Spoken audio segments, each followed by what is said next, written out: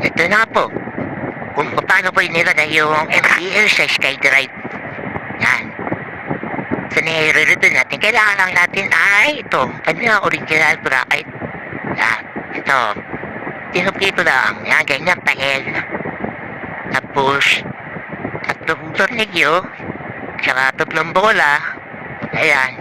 Tsaka tatlong nut. Malagay dito sa ibabaw. Dahil ito magiging tsura niya. Spacer natin yung tatlong bola. Tsaka yung tatlong nuts niyan. Ganyan pa nakalagay.